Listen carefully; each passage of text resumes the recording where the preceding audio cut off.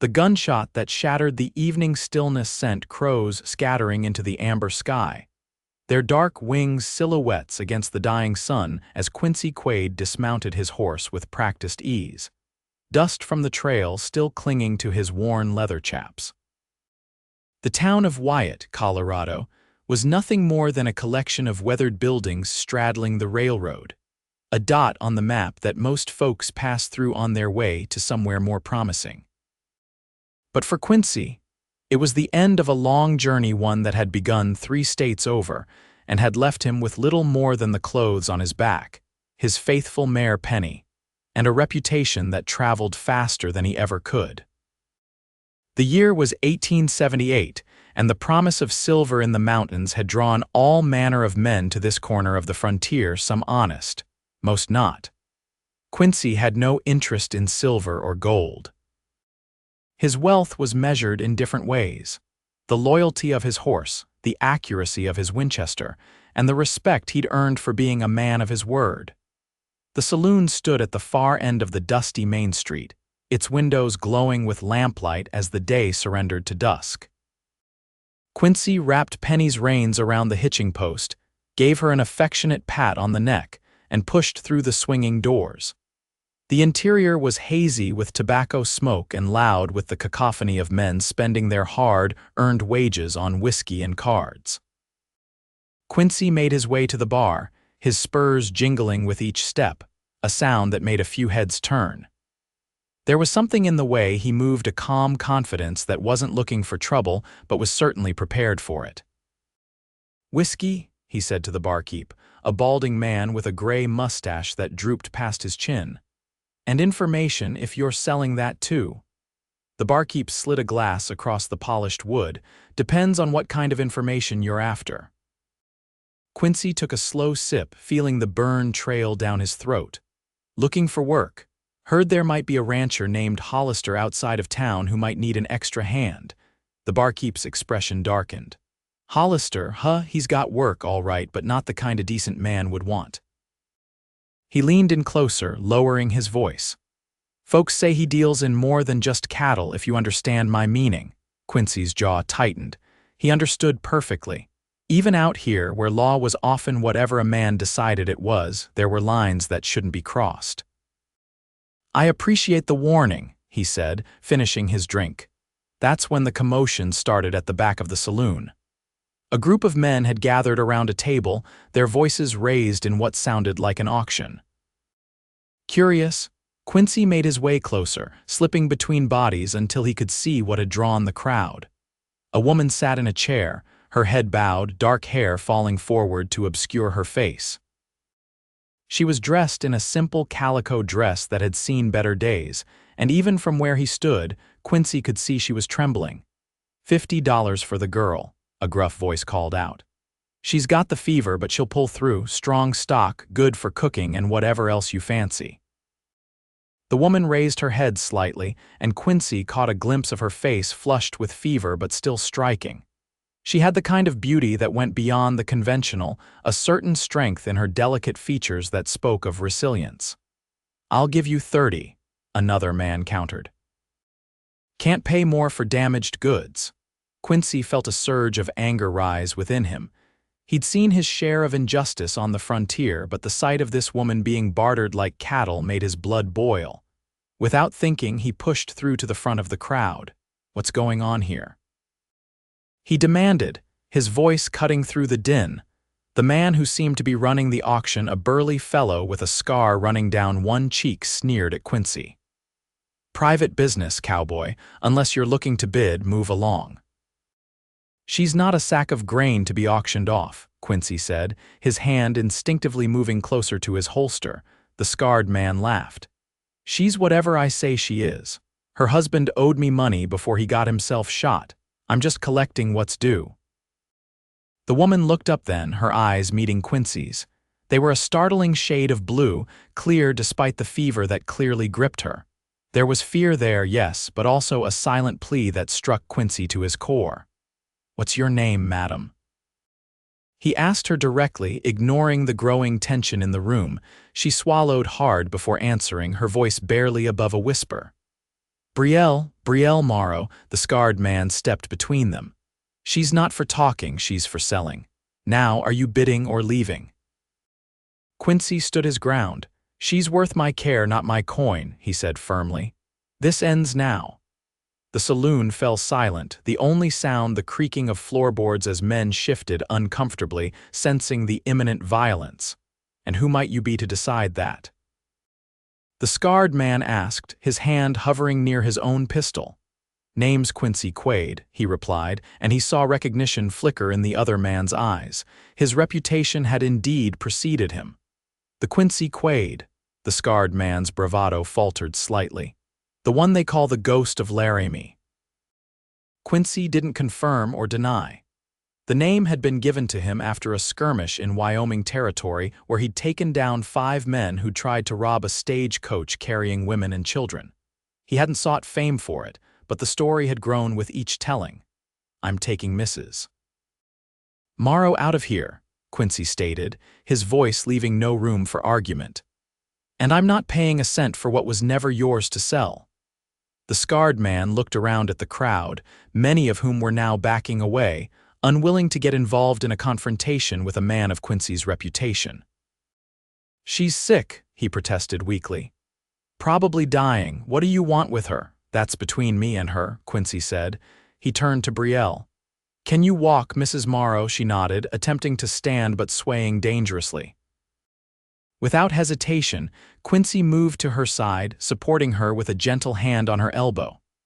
This isn't over, Quaid, the scarred man growled, but he made no move to stop them as Quincy helped Brielle toward the door.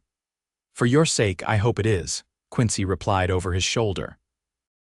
Outside, the night air was cool against their faces. Brielle leaned heavily against him, her breathing labored. Thank you, she whispered. But you don't know what you've done. Ralph Hollister doesn't let go of what he considers his. So the man was connected to the rancher the barkeep had warned him about. Quincy helped her toward Penny, who stood patiently at the hitching post. We need to get you to a doctor, he said, feeling the heat radiating from her skin where his hand supported her. Is there one in town? Brielle shook her head. Doc Simmons left last month, no replacement yet, Quincy frowned. The nearest town with a doctor might be days away, and in her condition she might not survive the journey. I know some about treating fevers, he said. Learned from an old Cheyenne woman who saved my life once, but we need somewhere safe to stay. There's a boarding house at the edge of town, Brielle suggested, her voice growing weaker. Run by a widow named Mrs. Hatcher. She's kind. Quincy helped her onto Penny, then mounted behind her, holding her securely as he guided the horse down the street. He could feel Brielle trembling against him, whether from fear or fever he couldn't tell. Why? She asked suddenly. Why would you help a stranger like this? Quincy was silent for a moment, considering her question. Finally, he said, because there was a time when I needed someone to stand up for me and no one did. I swore I'd never be that person who turns away. They arrived at the boarding house, a tidy 2-story building with a small garden out front. Mrs. Hatcher, a plump woman with kind eyes, took one look at Brielle's condition and immediately ushered them in, asking no questions about the circumstances that had brought them to her door. I have a room at the back, she said, leading them through the house. Private entrance. No one needs to know she's here. Quincy carried Brielle, who had finally lost consciousness, and laid her gently on the bed in the small but clean room. Mrs. Hatcher brought water, clean linens, and a tin of what she called fever powder. It's not much, she apologized, but it's helped others. Quincy thanked her, then set about the task of bringing down Brielle's fever. He dampened a cloth and placed it on her forehead, speaking softly to her even though he wasn't sure she could hear him. You're going to be all right, Brielle Morrow, he promised. I didn't face down Hollister's man just to lose you to a fever. As the night deepened, Quincy maintained his vigil.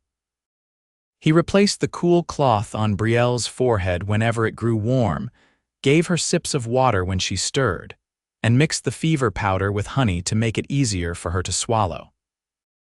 He remembered the Cheyenne woman's teachings that healing was as much about the spirit as the body, So he spoke to Brielle about pleasant things. The sunrise over the mountains, the wildflowers that grew in the high meadows, the sound of a stream running clear over smooth stones.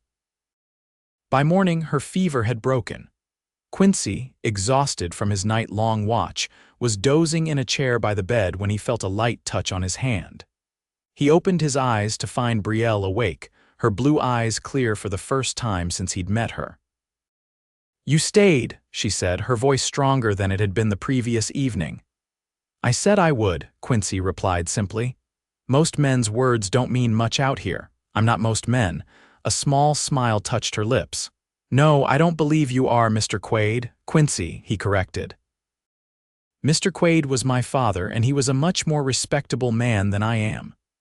Brielle attempted to sit up, and Quincy quickly moved to help her, propping pillows behind her back. "I owe you my life," she said, "but I'm afraid I've brought trouble to your door. Hollister won't let this go." "He's not a man who forgives being crossed." "I've dealt with his kind before," Quincy assured her. "But first things first, you need to regain your strength, and I need to understand what's happening here. Who was your husband? What did he owe Hollister?" Brielle's expression darkened. "Thomas was a good man, but a poor gambler. We came west with dreams of starting a horse ranch. We had some success at first. Thomas had a way with horses, could gentle the wildest stallion. But then he started gambling, thinking he could multiply our savings faster." She paused, her hands fidgeting with the edge of the quilt. "He lost everything to Hollister in a poker game, including our ranch. He was desperate to win it back, borrowed money from Hollister for one last game. When he lost again, Hollister gave him 24 hours to pay. Thomas tried to rob the bank instead." Her voice broke. "They shot him dead in the street." Quincy nodded grimly. It was a story he'd heard variations of before, men driven to desperate acts by desperation and poor choices. "And Hollister decided you were collateral for the debt." Brielle nodded, a single tear sliding down her cheek. "His men came to the ranch the next day. I'd been sick for nearly a week by then. They said since Thomas couldn't pay with money, I'd pay with other means. But when they saw how sick I was, they decided to auction me off instead." She looked up at him, her eyes filled with a mixture of gratitude and fear.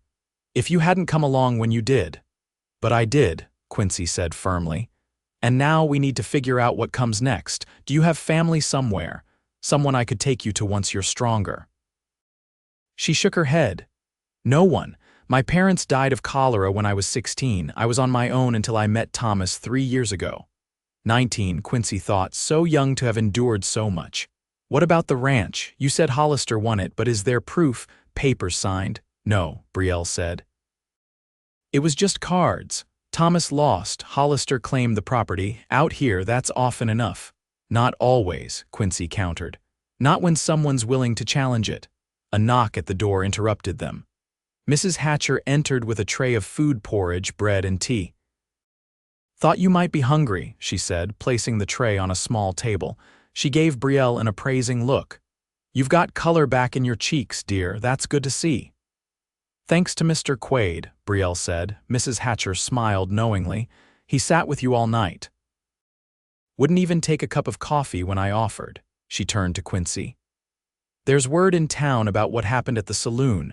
Hollister's men are asking questions, looking for a woman and a cowboy." Quincy exchanged a glance with Brielle. "How much time do we have?" "Not much, I'd wager, Mrs. Hatcher replied. "This town isn't big enough to hide in for long." After she left, Quincy helped Brielle with the food, insisting she eat to regain her strength. As she ate, he paced the small room, thinking. "We need to leave," he finally said, "as soon as you're able to travel. But first, I want to see this ranch of yours." "It's too dangerous," Brielle protested. "Hollister probably has men watching it." "Probably," Quincy agreed. "But if there's a chance of proving your claim, we need to know what we're up against." Brielle finished her tea, considering his words. "There's a deed in a strongbox hidden under a floorboard in the bedroom. Thomas showed me once in case anything happened to him." Quincy nodded, a plan forming in his mind. "I'll go tonight. You stay here, rest. Mrs. Hatcher will look after you. And if you don't come back." Brielle asked, her voice steady despite the fear evident in her eyes. "I'll come back," Quincy promised. "I'm not in the habit of leaving things unfinished." As dusk approached, Quincy prepared to leave. He checked his weapons, saddled Penny, and gave Mrs. Hatcher instructions on caring for Brielle in his absence. Before he left, he returned to Brielle's room to say goodbye. She was sitting up in bed, her dark hair loose around her shoulders, looking much stronger than she had the previous day. "The ranch is about 5 miles north of town," she told him. "Follow the creek until you see a stand of cottonwoods. The house is just beyond." Quincy nodded, committing the directions to memory. "Be careful," Brielle added. "Hollister's men won't hesitate to shoot first." "I'm counting on the element of surprise," Quincy said. He hesitated, then added, "I'll be back before sunrise. Try to rest." As he turned to go, Brielle caught his hand. "Why are you doing this? You could ride out of town, forget you ever met me. It would be safer." Quincy looked down at her hand on his, small but strong. "Maybe I'm tired of safer," he said quietly. "Maybe I'm ready for something worth fighting for." Their eyes met, and something passed between them, an understanding, a connection that neither had expected. Then Quincy gently withdrew his hand and left, the memory of her touch lingering as he rode into the gathering darkness. The moon was high and full, casting silver light across the landscape as Quincy followed the creek north of Wyatt. The night was quiet except for the occasional call of an owl or the distant howl of a coyote. Penny moved surely beneath him, her hooves making little noise on the soft earth. When he spotted the cottonwoods Brielle had mentioned, Quincy dismounted and approached on foot, leading Penny by the reins. The ranch house came into view, a modest structure with a barn and corral nearby. A single light burned in one of the windows, confirming Quincy's suspicion that Hollister had men guarding the property.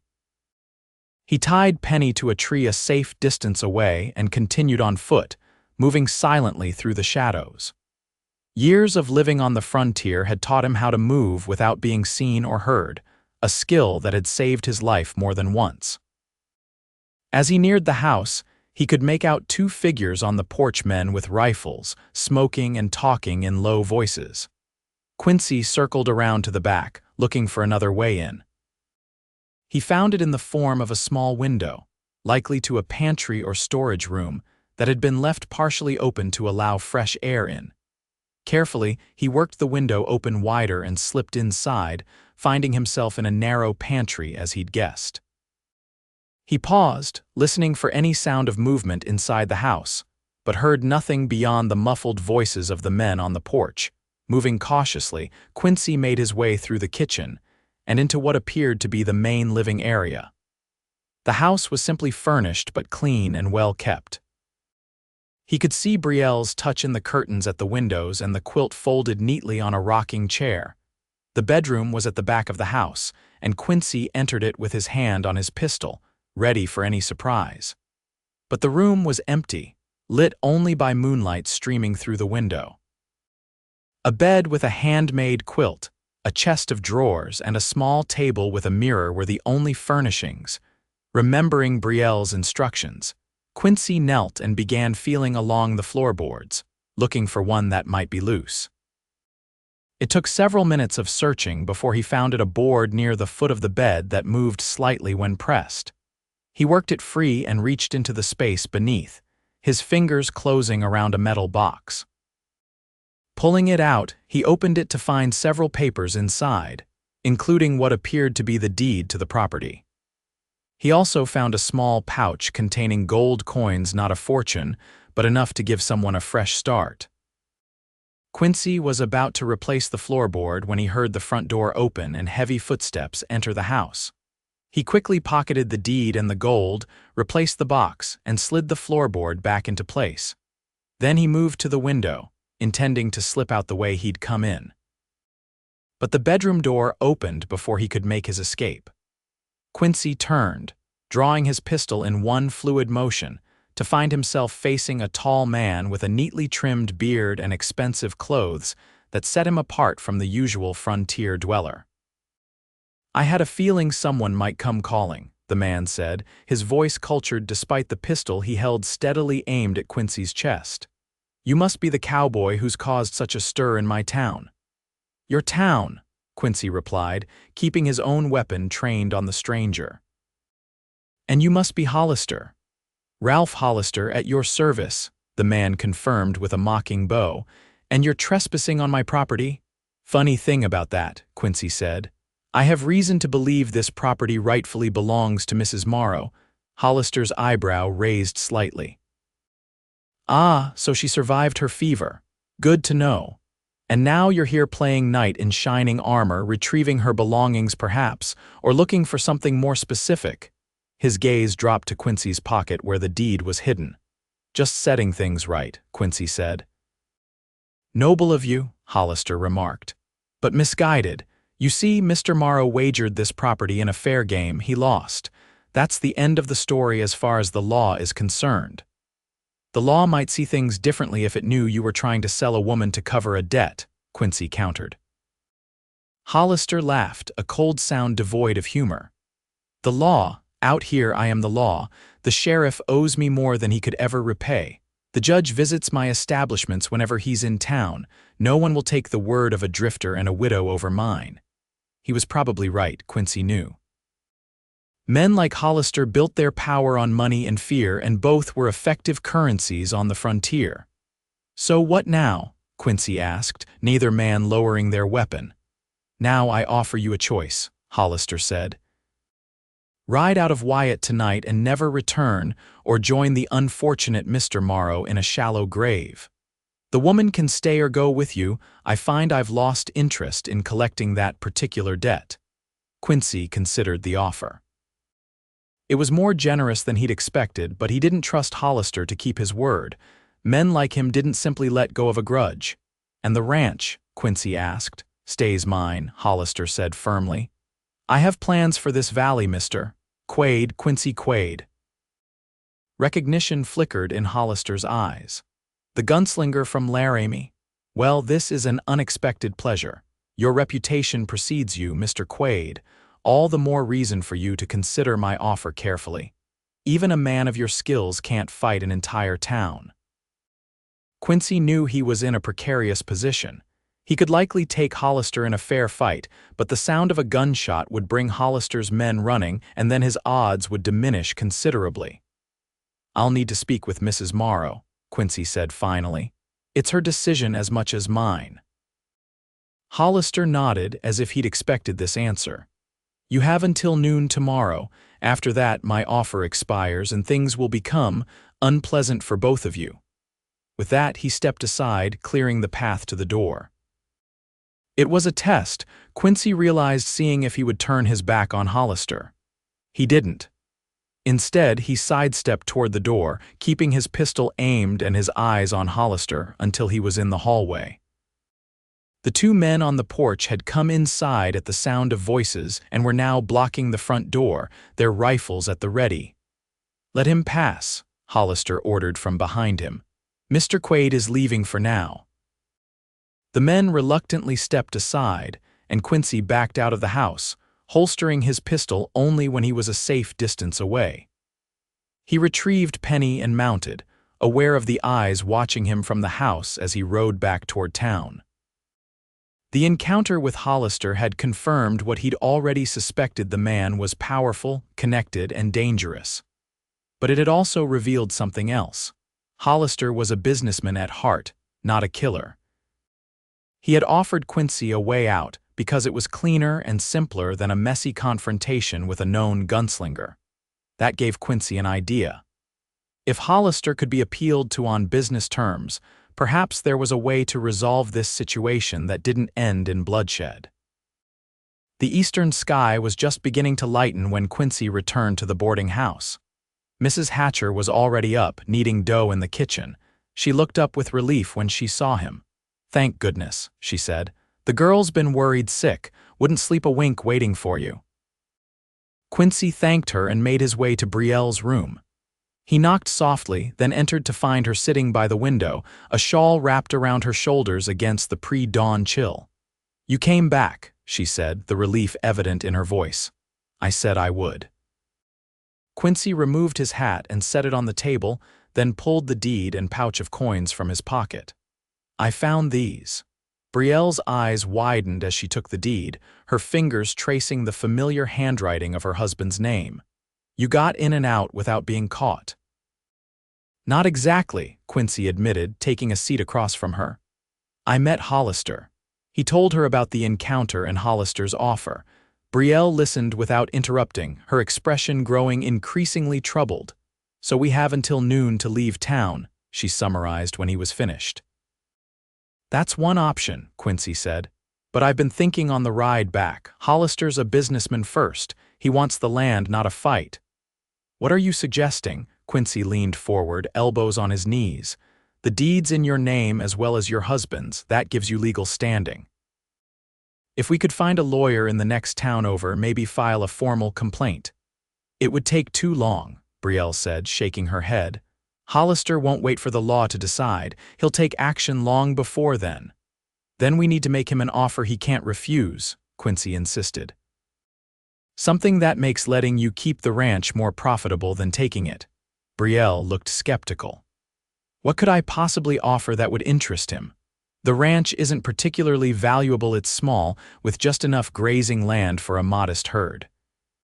"But it has water," Quincy pointed out. "That creek runs right through your property. In this part of the country, water rights can be more valuable than gold." Understanding dawned on Brielle's face. "You think he wants the ranch for the water? It makes sense," Quincy said. "He mentioned having plans for the valley. If he's looking to expand his cattle operation, he'd need water access." Brielle considered this, her mind working quickly despite her still recovering state. "So we offer him water rights in exchange for leaving the ranch to me." "Exactly," Quincy confirmed. "It's a compromise that gives him what he really wants without either of us losing face." "Do you think he'll agree to it?" "I think he'll at least consider it. Hollister strikes me as a practical man, despite his methods. And it gives us a starting point for negotiation." Brielle was quiet for a moment, absently running her fingers over the deed. "Even if he agrees, I'm not sure I can run the ranch alone. Thomas handled most of the outdoor work. I know some of it, but not enough." "You wouldn't be alone," Quincy said softly, the words out before he'd fully thought them through. Their eyes met, and Quincy saw the question in hers. He hadn't planned to stay in Wyatt. He'd been drifting for years, never settling in one place for long. But something about Brielle Morrow, her courage, her determination, the way she fought to keep going despite everything life had thrown at her, had gotten under his skin in a way he hadn't expected. "You hardly know me," Brielle pointed out, though there was a warmth in her voice that belied the cautious words. "I know enough," Quincy replied. "I know you're strong, resilient. I know you've faced things that would break most people and you're still standing. That tells me more about who you are than a lifetime of casual conversation ever could." Brielle smiled then, a genuine smile that transformed her face and made Quincy's heart skip a beat. "You're not what I expected, Quincy Quaid," she said. "What did you expect from the ghost of Laramie?" "Someone harder, colder." She studied his face as if seeing it clearly for the first time. "But there's kindness in your eyes and sadness too." Quincy wasn't used to being read so accurately, especially by someone he'd just met. It made him uncomfortable but also oddly relieved, as if a burden he'd been carrying for a long time was being shared, even just a little. "So what do we do now?" Brielle asked, bringing the conversation back to their immediate problem. "Now we prepare to meet Hollister," Quincy said, standing. "But first, you need to eat something. We both do. It's going to be a long morning." After a hearty breakfast provided by Mrs. Hatcher, who seemed to have appointed herself their personal guardian, Quincy and Brielle discussed their strategy for dealing with Hollister. They agreed that meeting him on neutral ground would be safer than going to his ranch or inviting him to the boarding house. "The church," Mrs. Hatcher suggested when they consulted her. "Pastor Wilson's a good man, not in Hollister's pocket. And even Hollister might think twice about violence in a house of God." It seemed like a reasonable suggestion. Quincy wrote a note proposing the meeting and asking for Hollister's word that they would be allowed to leave town peacefully if the negotiations failed. He gave the note to Mrs. Hatcher, who promised to have her young son deliver it to Hollister's ranch. As they waited for a response, Quincy helped Brielle write out a formal agreement regarding the water rights. Despite her illness, her handwriting was neat and precise, and she had a way with words that impressed Quincy. "You're educated," he observed as she carefully penned the document. "My father was a schoolteacher before we came west," Brielle explained. "He insisted I learn everything my brothers did, even though most people thought it was a waste of time to educate a girl so thoroughly." "He sounds like a wise man." "He was," Brielle agreed, a hint of sadness in her voice. "I wish he could have seen the ranch. He always dreamed of having land of his own." They were interrupted by the return of Mrs. Hatcher's son, who brought a sealed note from Hollister. Quincy opened it and read the brief message aloud. "Noon, the church, I'll hear your proposal. Come unarmed or not at all." "Unarmed?" Brielle echoed, looking concerned. "Is that wise?" "It's a standard precaution," Quincy assured her, though he wasn't thrilled about the condition himself. "And I doubt Hollister will be truly unarmed either. Men like him always have a backup plan." As noon approached, Quincy and Brielle made their way to the small white church at the edge of town. Brielle was still weak from her illness, and Quincy offered his arm for support. The touch of her hand on his sleeve felt right somehow, as if they'd been walking together for years rather than days. The church was empty when they arrived, the sunlight streaming through the stained glass windows, casting colorful patterns on the simple wooden pews. They took seats in the front row, facing the altar, and waited. Precisely at noon, the door opened, and Ralph Hollister entered, flanked by two of his men. Quincy noted with grim amusement that while Hollister wore no visible weapons, his companions were both armed, a clear violation of the spirit if not the letter of their agreement. "Mr. Quaid." "Mrs. Morrow," Hollister greeted them with a slight nod. "I admit, I'm curious about this proposal of yours. It must be something special to make you risk staying in town past my deadline." Quincy gestured for Brielle to explain, knowing that Hollister would be more likely to take the offer seriously if it came from her directly. Brielle stood, steadier than she had been earlier but still pale. "Mr. Hollister, I understand that you want my ranch, but it's my home, my livelihood, and all I have left of my husband. I'm proposing a compromise that benefits us both." She handed him the document they had prepared. Hollister took it, scanning the contents with a businessman's eye for detail. "Water rights," he said after a moment, looking up with new interest. "In perpetuity?" "Yes," Brielle confirmed. "You'd have legal right to use the creek for your cattle and any other purpose, so long as you don't dam or divert it in a way that prevents water from reaching my property as well." Hollister studied the document again, then looked at Brielle with newfound respect. "This is more generous than I expected. What's the catch?" "No catch," Brielle said. "Just conditions. You recognize my legal ownership of the ranch, you cancel any debt you claim my husband owed you, and you guarantee our safety, mine and Mr. Quaid's, from any retaliation." Hollister's gaze shifted to Quincy. "And what's your role in this, Mr. Quaid? Are you planning to stay in Wyatt?" "That depends on Mrs. Morrow," Quincy answered honestly. A knowing smile crossed Hollister's face. "I see. Well, your proposal has merit, Mrs. Morrow. But I need to consider it carefully. Legal agreements such as this have long-term implications for my business interests." "How long do you need?" Brielle asked. "Give me until tomorrow morning," Hollister said. "I'll have my answer for you then." He handed the document back to Brielle. "In the meantime, consider yourselves guests of Wyatt. You're free to move about town without fear of my men." It was more than they had hoped for, a sign that Hollister was seriously considering their offer. Quincy and Brielle exchanged a glance of cautious optimism. "Thank you, Mr. Hollister," Brielle said. "We'll await your decision." As Hollister and his men left the church, Quincy felt a weight lift from his shoulders. They weren't out of danger yet, but they had bought themselves time and a measure of safety. Do you think he'll agree?" Brielle asked as they made their way back to the boarding house. "I think there's a good chance," Quincy replied. "He's a businessman at heart, and this is a good business decision. He gets what he wants without the messiness of a dispute." They spent the afternoon at the boarding house, Brielle resting while Quincy kept watch, still not entirely trusting Hollister's promise of safety. As evening approached, Brielle felt strong enough to venture out for a proper meal, and they decided to risk dining at the small restaurant near the town's only hotel. The restaurant was quiet, with only a few other patrons scattered at tables around the room. Quincy chose a table in the corner, his back to the wall, old habits dying hard. They ordered steaks, a luxury that Quincy insisted on, despite Brielle's protests about the expense. "Consider it a celebration," he said, "of your recovery and of the possibility of a peaceful resolution with Hollister."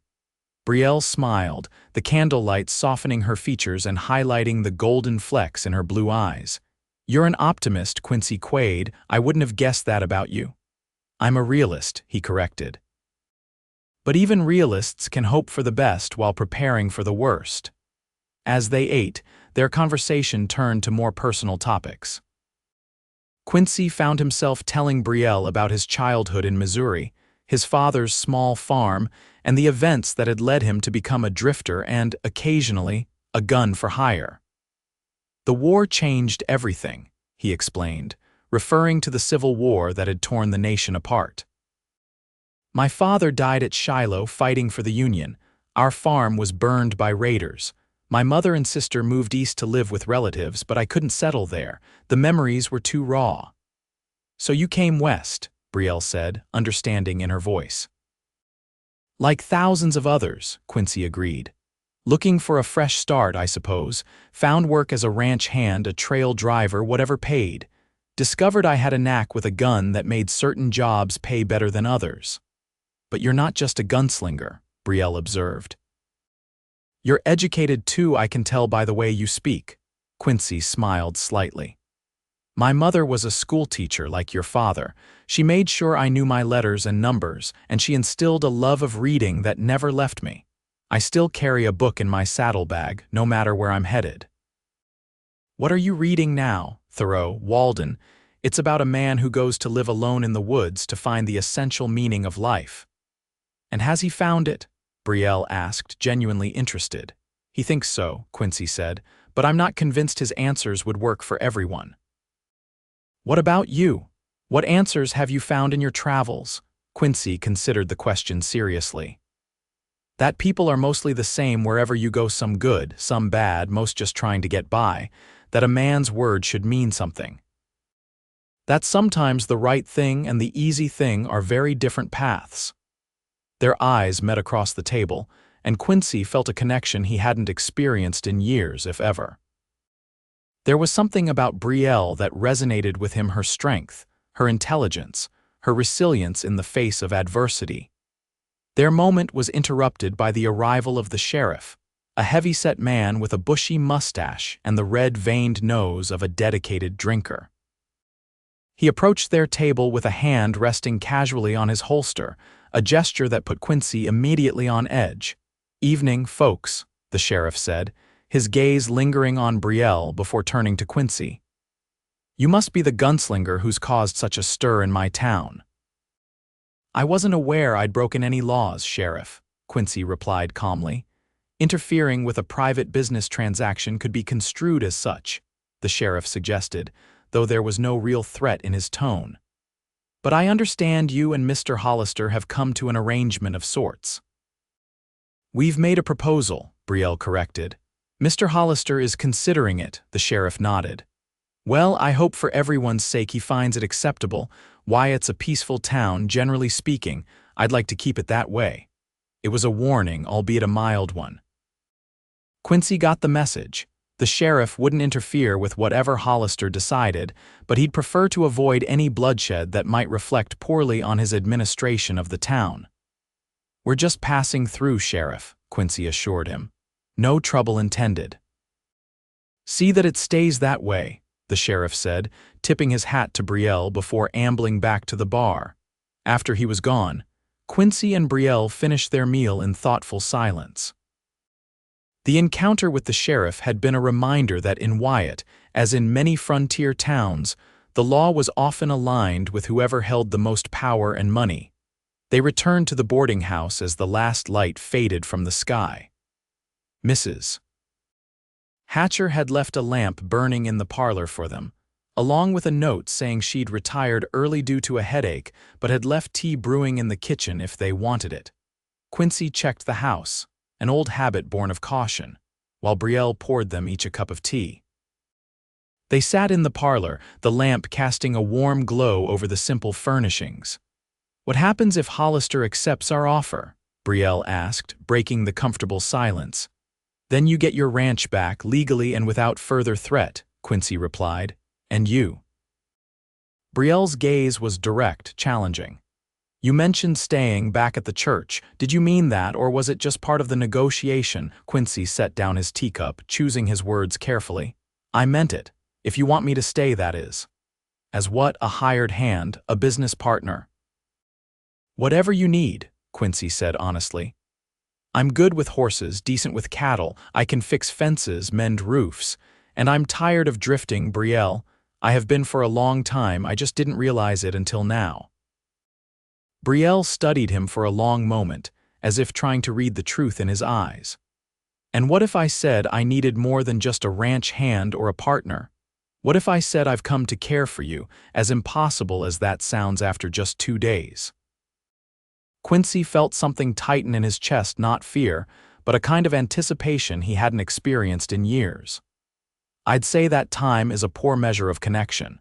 Some people know each other for decades and remain strangers. Others meet and feel like they've found a piece of themselves they didn't know was missing." "And which are we?" Brielle asked softly. In answer, Quincy reached across the small space between them and took her hand in his. It was warm from the teacup, delicate but strong, just like the woman herself. "I think you know," he said. "I think you've known since that moment in the saloon when you looked up and saw me standing there." Brielle's fingers tightened around his. "I was half delirious with fever, but I remember thinking you looked like an avenging angel. That's why I wasn't afraid, even surrounded by all those men, because somehow I knew you wouldn't let anything happen to me." "And I won't," Quincy promised. "Not now, not ever, if you'll have me." Brielle smiled, and in that smile Quincy saw the future he'd never dared hope for: a home, a purpose, someone to share the quiet evenings and the hard work of the days. "I'll have you, Quincy Quaid," she said, "on one condition. Name it. That you understand what you're getting into. I'm stubborn, opinionated, and I'll never be the kind of wife who sits quietly while the men make all the decisions." Quincy laughed, a genuine sound that felt foreign but welcome after so many years of guarded emotions. "I wouldn't have it any other way," he assured her. "A woman who survived what you have, who fought back against men like Hollister, that's exactly the kind of woman I want by my side."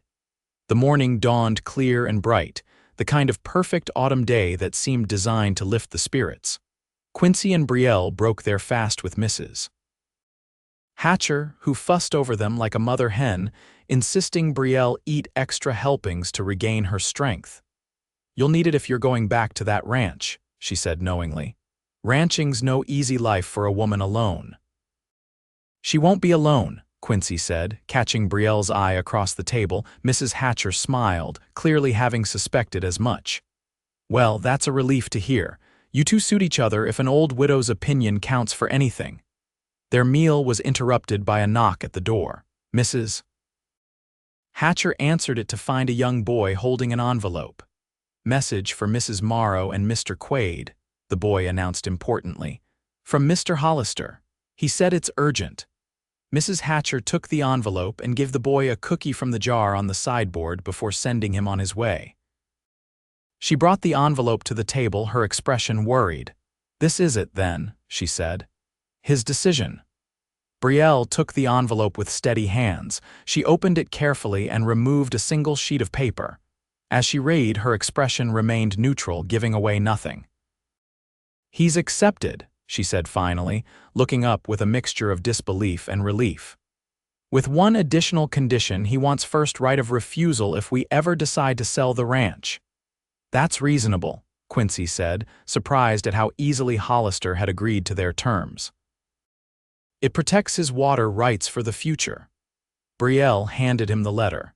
He wants us to meet him at the bank at 10 o'clock to sign the formal agreement and transfer the deed back to my name. Quincy read the letter carefully, looking for any hidden trap or trick. But it seemed straightforward. Hollister had accepted their proposal and was taking the necessary legal steps to formalize it. "This is good news," he said, handing the letter back to Brielle. "Better than I expected, honestly. Do you trust it?" Brielle asked, the question that had been on his mind as well. Quincy considered his answer carefully.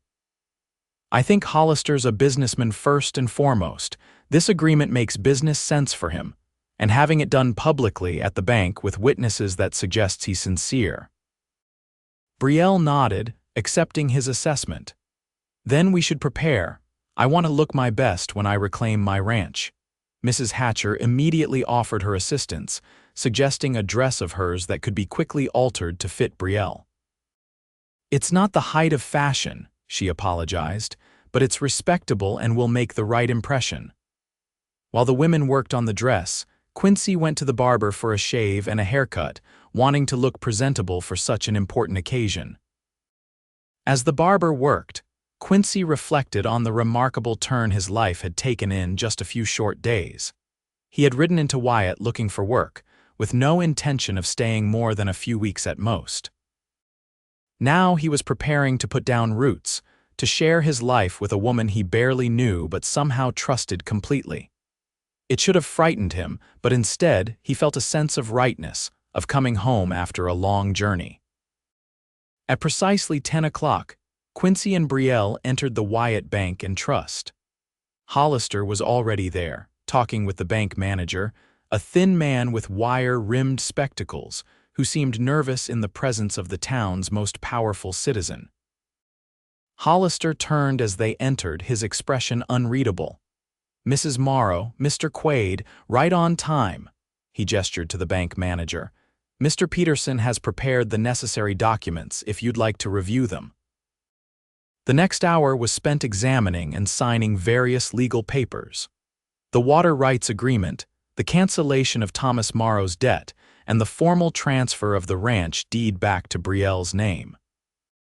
Mr. Peterson witnessed each signature, his hand shaking slightly as he affixed the bank's seal to the documents. When the last paper was signed, Hollister extended his hand to Brielle. "Congratulations, Mrs. Morrow. The Sweetwater Ranch is officially yours again." Brielle shook his hand, her expression dignified despite the emotion Quincy could see swimming in her eyes. "Thank you, Mr. Hollister. I believe this arrangement will benefit us both." "Indeed," Hollister agreed. He turned to Quincy. "Mr. Quaid, I understand you'll be staying in Wyatt." "A wise decision. We could use more men of your caliber in our growing community." Quincy shook the offered hand, understanding the subtle message beneath the polite words. Hollister was acknowledging him as a potential equal, someone to be respected rather than challenged. "I appreciate your welcome, Mr. Hollister. I look forward to being a productive member of the community." With that, the business was concluded. Hollister departed with a final nod, leaving Quincy and Brielle holding the deed to Sweetwater Ranch, their future, written out in legal language and sealed with red wax. "I can hardly believe it," Brielle whispered as they left the bank. "It actually worked." Quincy squeezed her hand. "You're a persuasive woman, Brielle Morrow, and Hollister's smart enough to recognize a good deal when he sees one." They returned to the boarding house to collect their few belongings and to thank Mrs. Hatcher for her kindness. The older woman hugged them both, extracting a promise that they would visit often. "You're the closest thing to family I have in this town," she told them. "Don't be strangers now that you're becoming respectable ranchers." By early afternoon, they were on their way to Sweetwater Ranch, Brielle riding Penny with Quincy walking beside her, leading a pack horse loaded with supplies they'd purchased in town. Brielle had insisted on buying proper provisions. seeds for a kitchen garden, coffee, flour, sugar, and other necessities that would allow them to avoid trips to town for at least a few weeks. As they approached the stand of cottonwoods that marked the boundary of the ranch, Brielle grew quiet, her expression a mixture of joy and sorrow. "What is it?" Quincy asked gently. "The last time I saw this place, I was being dragged away by Hollister's men," she explained. "And now I'm coming home, but Thomas isn't here to see it. It feels bittersweet," Quincy understood. He'd lost enough in his life to recognize the complex emotions that came with moving forward after tragedy. "He'd be proud of you," he said, "for fighting to keep his dream alive." Brielle looked down at him, her eyes shining with unshed tears. "Our dream," she corrected. "It was always our dream, and now it's ours, yours, and mine." They crested a small rise, and the ranch house came into view. It was a simple structure, weathered by sun and wind, but solidly built and well-maintained. A barn stood nearby, along with a corral and a chicken coop. The creek Hollister had coveted so highly ran clear and strong along the western edge of the property. "It's beautiful," Quincy said honestly. "It is, isn't it?" Brielle agreed, pride evident in her voice. "Thomas and I worked so hard to build all this. We started with nothing but the land and that little cabin." She pointed to a small structure nearly hidden by trees. "We lived there while we built the main house." They approached the house slowly, both feeling the significance of the moment. Quincy helped Brielle dismount, then tied the horses to the hitching post in front of the porch. Brielle stood for a moment, looking at the door as if uncertain whether to enter. Then she squared her shoulders, took the key from her pocket, and unlocked it. The interior was dusty but otherwise untouched.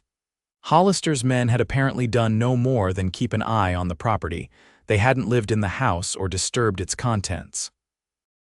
Brielle moved through the rooms like a woman in a dream, running her fingers over furniture, straightening a picture frame, pausing to look out windows at familiar views. Quincy followed at a respectful distance, giving her the space to reconnect with her home. He felt like an outsider, a visitor in a place filled with memories that weren't his. As if sensing his hesitation, Brielle turned to him, extending her hand. "Come," she said. "Let me show you our home, our home." The words washed over him, filling a void he hadn't fully acknowledged until that moment. Quincy took her hand, and together they walked through the house, Brielle pointing out features and sharing stories of how each room had come to be. "We built this table ourselves," she said in the kitchen, running her hand over the smooth oak surface.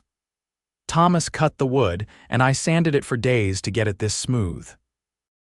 In the bedroom, she showed him the quilt on the bed, explaining how her mother had taught her to piece quilts when she was just a girl. "Each square has a story," she said. "This one is from my first dress when we came west, this one from Thomas's favorite shirt when it was too worn to mend anymore." By the time they had toured the entire house, the sun was beginning to set, casting long shadows across the yard. Quincy went out to tend to the horses and bring in their supplies, while Brielle lit lamps and began cleaning away the dust that had accumulated in her absence. They worked together to prepare a simple meal from their provisions, moving around each other in the kitchen with an ease that belied their short acquaintance. As they sat at the oak table to eat, Brielle raised her cup of coffee in a toast. "To new beginnings," she said. Quincy raised his own cup. "To Sweetwater Ranch and its rightful owner." "Owners," Brielle corrected, her eyes meeting his across the table. "If you meant what you said about staying." "I meant it," Quincy assured her. "Wild horses couldn't drag me away." Later, as they sat on the porch watching the stars emerge in the vast Montana sky, Quincy reflected on the strange path that had led him to this moment. A chance encounter in a saloon, a woman in need, a decision made in an instant that had changed the course of his life. "What are you thinking about?" Brielle asked, her voice soft in the darkness. "That night in the saloon," Quincy admitted. "How close I came to riding on without stopping, if I hadn't been tired, if I hadn't needed that drink." "But you did stop," Brielle said, her hand finding his in the darkness. And you did stand up for me. She's worth my care, not my coin. That's what you said to Hollister's man. Quincy nodded, remembering the moment with perfect clarity. I meant it then, and I mean it now even more so. Brielle leaned her head against his shoulder, a gesture of trust and affection that moved him deeply. I've been thinking about what happens next, she said. The ranch needs work to be profitable again. The garden needs replanting, the chicken coop needs repairs, and we should think about breeding horses like Thomas and I originally planned. Quincy smiled at her use of we, at the way she was already including him in her future plans. I know a bit about horse breeding, he offered. Worked on a horse ranch in Texas for a season. They were raising quarter horses for ranch work. That's exactly the kind of stock we should focus on, Brielle said eagerly. Sturdy, intelligent horses that can handle the terrain and the work. There's a market for good ranch horses in this region. They talked late into the night, making plans for the ranch, for their future together. It was the most natural thing in the world, Quincy found, to be sitting on this porch with this woman, plotting a life neither of them had imagined just days before. When they finally retired for the night, Quincy insisted on taking the small guest room, despite Brielle's hesitant suggestion that the main bedroom was large enough for both of them. There's time, he said gently. I want to do this right, Brielle. I want to court you properly, not rush into something because of circumstances. Brielle's smile was worth any temporary discomfort the narrow guest bed might cause. I never took you for such a traditionalist, Quincy Quaid. There's a lot you don't know about me yet, he replied with a smile of his own. But we have time for that too. The days that followed fell into a rhythm as natural as breathing. They rose with the sun, worked through the daylight hours, and spent the evenings planning and talking. Quincy repaired fences, mucked out stalls that had been neglected, and rode the boundaries of the property to familiarize himself with the land. Brielle replanted her garden, cleaned and organized the house, and tended to the few chickens that had survived on their own during her absence. A week after their return to the ranch, Quincy rode into town to purchase more supplies and to send telegrams to contacts he had in Texas regarding horse stock. While there, he visited Mrs. Hatcher, who was delighted to see him and full of questions about their new life at Sweetwater. "And when's the wedding?" she asked bluntly after he had filled her in on their progress with the ranch. Quincy nearly choked on his tea. "Wedding?" Mrs. Hatcher fixed him with a stern look. "Don't tell me you two are living out there without proper vows." "That's not like you, Quincy Quaid, not from what I've seen of your character." "We're in separate rooms, Mrs. Hatcher," Quincy assured her. "I'm courting her proper-like, but it's only been a week since we settled at the ranch." HMPH, Mrs. Hatcher sniffed. "In times like these, life's too short for lengthy courtships. You love the girl, don't you?" "I do," Quincy admitted, the words coming easily despite the short time he'd known Brielle. "More than I thought possible." "Then don't waste time," Mrs. Hatcher advised. "Make her your wife before some other man decides to try his luck. A woman like that, with her own ranch and her kind of spirit, she won't stay single long in a place like Wyatt." The thought of another man courting Brielle had never occurred to Quincy, and he found he didn't like it one bit. "You think there might be suitors?" "Already are," Mrs. Hatcher confirmed. "Word's out that the Morrow widow is back at Sweetwater and that she's a handsome woman with her own property. I've heard at least 3 men in town talking about riding out there with gifts and proposals." Quincy frowned. "Who?" "The blacksmith's son, for one, and that new doctor who just set up practice, and young Parker from the Mercantile. All respectable men, Quincy knew. All with established positions in the community, unlike himself, a drifter who'd only just decided to put down roots." "You're right," he said, rising from his chair with sudden determination. "Thank you for the advice, Mrs. Hatcher. Where are you going in such a hurry?" she called after him as he headed for the door. "To the jeweler's," Quincy replied without looking back. "And then to have a word with the preacher." When Quincy returned to Sweetwater that evening, he found Brielle on the porch, shelling peas from her garden. She looked up as he approached, her face lighting up in a way that made his heart skip. "You were gone longer than I expected," she said, setting aside her work to help him unload the supplies. "Was there trouble in town?" "No trouble," Quincy assured her. "Just had some extra errands to run." They worked together to put away the supplies, then prepared dinner side by side in the kitchen.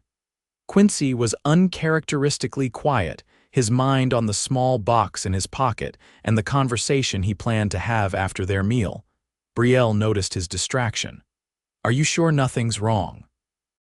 "You seem miles away tonight." "Just thinking," Quincy said, attempting a smile. "We should eat before the stew gets cold." After dinner, Quincy suggested a walk down to the creek. The evening was mild, with a gentle breeze that rustled the leaves of the cottonwoods. They walked hand in hand, comfortable in their silence, until they reached the bank of the creek where a fallen log provided a natural bench overlooking the water. "I love this spot," Brielle said as they sat. "Thomas and I used to sit here in the evenings planning our future." "It always felt peaceful even when times were hard," Quincy nodded, understanding the bittersweet nature of the memories. "Do you think he'd approve of me being here, I mean?" Brielle considered the question seriously. "Yes," she said finally. "Thomas wasn't a jealous man. He always said that if anything happened to him, he'd want me to find happiness again. He'd like you, I think. You're both men of principle." It was the opening Quincy had been hoping for. He turned to face her, taking both her hands in his. "Brielle," he began, his voice uncharacteristically uncertain. "I know we haven't known each other long, but sometimes life presents opportunities that a wise person doesn't question or delay." Brielle's eyes widened slightly, a hint of color rising in her cheeks as she seemed to sense where the conversation was headed. "These past days with you have been the happiest of my life," Quincy continued. "I've been a drifter for so long, I forgot what it felt like to belong somewhere to someone.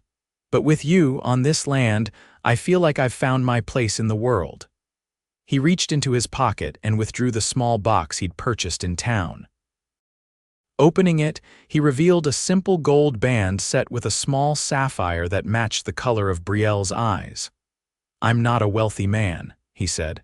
"I can't offer you riches or an easy life. But I can promise to work alongside you, to protect you, to respect you as an equal partner in all things, and to love you for as long as I draw breath. Brielle Morrow, will you do me the honor of becoming my wife?" Tears welled in Brielle's eyes, catching the last light of the setting sun. For a moment she didn't speak, and Quincy felt a flutter of anxiety. Had he moved too quickly? Had he misread her feelings? Then she smiled, a radiant expression that banished all his doubts. "Yes," she said, her voice steady despite the tears. "Yes, Quincy Quaid, I will marry you." Quincy slipped the ring onto her finger, his own hands trembling slightly with emotion. Then he cupped her face gently and kissed her for the first time, a tender, reverent kiss that sealed their promise to each other. When they parted, Brielle looked at the ring on her finger, the sapphire catching the fading light. "It's beautiful," she whispered. "How did you know blue was my favorite color?" "It matches your eyes," Quincy said simply. "The first thing I truly noticed about you, even when you were sick with fever." Brielle's expression softened. "You're a romantic at heart, aren't you, behind that gunslinger exterior?" "Only with you," Quincy admitted. "You bring out parts of me I thought were long buried." They sat by the creek until the stars came out, talking about their wedding plans. Quincy explained that he'd already spoken to Pastor Wilson, who had agreed to perform the ceremony whenever they were ready. "I don't want to wait long," Brielle said. "As Mrs. Hatcher would say, life's too short for lengthy engagements out here on the frontier." Quincy laughed. "She said almost exactly that to me today. In fact, she's the one who convinced me not to wait to propose. Seems there are already men in town planning to come courting." Brielle raised an eyebrow. "Oh, and who might these suitors be?" "The blacksmith's son, the new doctor, and young Parker from the mercantile, according to Mrs. Hatcher's intelligence network." "All very respectable gentlemen," Brielle teased. "Perhaps I should keep my options open a bit longer." Quincy growled playfully, pulling her closer. Not a chance, Mrs. Almost Quaid. You've already accepted my proposal and I'm not letting you go. Brielle's laughter echoed across the water, a sound of pure joy that made Quincy vow silently to spend the rest of his life ensuring she had reasons to laugh like that every day. They were married 2 weeks later in the little white church in Wyatt. The entire town turned out for the ceremony, curious to see the union of the widow Morrow and the notorious Quincy Quaid. Mrs. Hatcher served as Brielle's matron of honor, while the barber, with whom Quincy had struck up a friendship, stood as his best man. Brielle wore a new dress of pale blue silk that brought out the color of her eyes and complemented the sapphire on her finger. Quincy, for his part, had invested in a proper suit, the first he'd owned since leaving Missouri years before. Pastor Wilson kept the ceremony simple but meaningful. When it came time for the vows, Quincy spoke from the heart, his voice carrying clearly through the hushed church. I, Quincy Quaid, take you, Brielle Morrow, to be my lawfully wedded wife. I promise to stand by your side in all things, to honor your strength and independence even as I vow to protect and care for you. I pledge my loyalty, my honesty, and my love until death parts us. Brielle's vows were equally personal and heartfelt. I, Brielle Morrow, take you, Quincy Quaid, to be my lawfully wedded husband. I promise to be your partner in all things, to respect your wisdom and experience even as I share my own. I pledge my support, my trust, and my love until death parts us. When Pastor Wilson pronounced them husband and wife, Quincy kissed his bride with a tenderness that belied his reputation as a hardened gunslinger. The townspeople applauded, genuinely happy for the couple who had overcome such unusual circumstances to find each other. Even Ralph Hollister attended the ceremony, sitting quietly in the back of the church. When he approached them at the small reception afterwards, it was with a surprising warmth. Congratulations, Mr. and Mrs. Quaid, he said, shaking Quincy's hand and nodding respectfully to Brielle. I wish you both health and prosperity. Thank you, Mr. Hollister, Brielle replied graciously. We appreciate your good wishes. I've been meaning to speak with you about a business proposition, Hollister continued, addressing both of them now. I understand you're planning to breed quarter horses at Sweetwater. I'd be interested in purchasing some of your stock for my ranch once you're established. It was an olive branch. Quincy recognized Hollister's way of acknowledging their status as legitimate members of the community and potential business associates rather than adversaries. We'd be happy to discuss it, Quincy said. Perhaps you could ride out to Sweetwater in a few months when we've had a chance to acquire our first breeding pairs. I'd like that, Hollister agreed. Good day to you both, and again, congratulations. As Hollister walked away, Brielle squeezed Quincy's hand.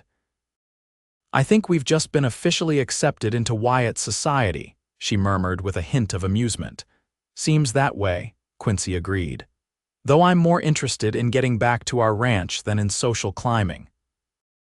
They left the reception early, eager to return to Sweetwater as husband and wife. As they rode home together, Quincy on Penny, Brielle on a gentle mare they'd purchased, as the start of their breeding program, they talked about their future plans with the excitement of new beginnings. I was thinking we might expand the house eventually, Brielle said as they neared the ranch. Add another bedroom or two. Quincy glanced at her, noting the slight blush on her cheeks. Planning for a family already, Mrs. Quaid? It seems wise to be prepared, she replied with a smile. Unless you object to the idea of children? Object, quite the contrary, Quincy assured her. I'd be honored to raise a family with you, Brielle. Sons with your spirit and daughters with your eyes, what man wouldn't want that blessing? The future stretched before them, full of promise and possibility. There would be challenges. They both knew harsh winters, dry summers, the everyday struggles of ranch life. But they would face them together, two people who had found in each other the strength to overcome their pasts and build something new. As they crested the final rise and saw Sweetwater spread out before them, Quincy felt a sense of contentment he'd never experienced before. This was home, not just the land and the buildings, but the woman beside him, the life they were creating together. "Race you to the house," Brielle challenged suddenly, her eyes alight with mischief. Without waiting for his answer, she urged her mare forward, laughing as she galloped down the slope toward home. Quincy watched her for a moment, drinking in the sight of her his wife, his partner, his future, before spurring Penny after her. Life had taken an unexpected turn in that saloon in Wyatt, when he'd stood up for a sick woman being sold to the highest bidder. "She's worth my care, not my coin," he'd said then, acting on instinct and principle. Now, as he raced toward home with his bride, Quincy knew it had been the truest words he'd ever spoken, and the best decision he'd ever made.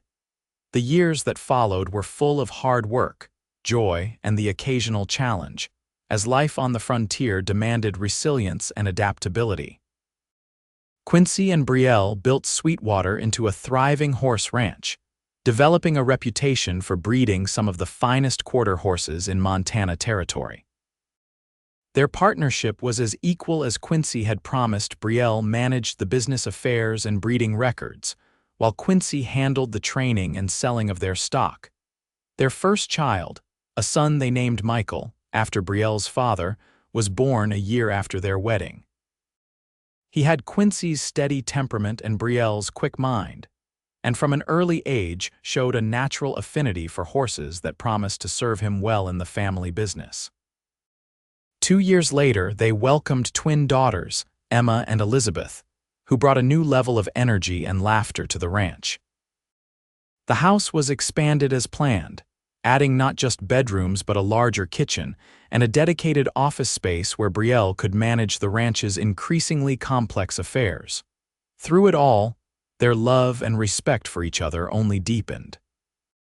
The connection that had formed so quickly in those first desperate days grew into something enduring and unshakable. They were partners in every sense of the word, facing challenges together, celebrating successes as a team, and building a legacy that went beyond mere property or possessions. Ralph Hollister remained true to his word, becoming one of their best customers and eventually a friend of sorts. The water rights agreement proved beneficial for both parties, allowing Hollister to expand his cattle operation while Sweetwater prospered as a horse ranch, Mrs.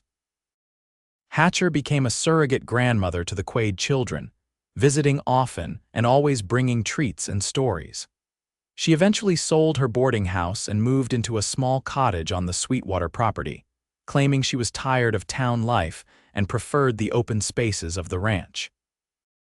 As for Quincy, the notorious gunslinger known as the Ghost of Laramie gradually faded into legend, replaced by Quincy Quaid, the respected rancher, devoted husband, and loving father. He still wore his gun, old habits and frontier pragmatism died hard, but it was rarely drawn except for the occasional predator threatening the livestock. On their 10th anniversary, Quincy took Brielle back to the creek where he had proposed. They sat on the same fallen log, now weathered by a decade of Montana seasons, and watched the water flow past, constant yet ever-changing like life itself. "Any regrets?" Quincy asked, his arm around Brielle's shoulders. She leaned into him, comfortable and secure in his embrace. "Not one," she replied honestly. "Even the hardest times have been bearable because we faced them together." Quincy nodded, understanding completely. "I was thinking today about that night in the saloon," he said. "How close I came to just passing through Wyatt without stopping." "But you did stop," Brielle reminded him, "and you stood up for a woman you didn't even know." "Best decision I ever made," Quincy said, dropping a kiss on the top of her head. "She's worth my care, not my coin," Brielle quoted softly. "I was barely conscious, but I remember those words so clearly. They gave me hope when I had none left." "I meant them then," Quincy said. "And I've tried to live by them every day since. That people are worth caring for, worth fighting for, that some things can't be measured in dollars and cents." Brielle turned in his arms to face him, her blue eyes as clear and beautiful as they had been on that first day. Despite the small lines that now framed them, lines earned through smiling and squinting into the Montana sun as she worked alongside him. "You've more than kept that promise, Quincy Quaid," she said earnestly. "You've cared for me, for our children, for this land with everything you have, and I have tried to be worthy of that care every day." "You are," Quincy assured her, "more than worthy. You're the heart of everything good in my life, Brielle, the best part of me." As the sun set over Sweetwater Ranch, casting long shadows across the land they had nurtured together, Quincy and Brielle Quaid sat by the creek, still hand in hand after a decade of marriage. Their children's laughter could be heard in the distance, and the soft whicker of horses in the pasture created a familiar background melody to their lives. It was everything Quincy had never known he wanted, and everything Brielle had feared she'd lost forever. A home. A family. A love worth fighting for, and it had all begun with a simple declaration of principle in a dusty saloon. "She's worth my care, not my coin." Words that had changed two lives forever, and created a legacy of love that would endure for generations to come on the land they had reclaimed and rebuilt together, Sweetwater Ranch, their forever home.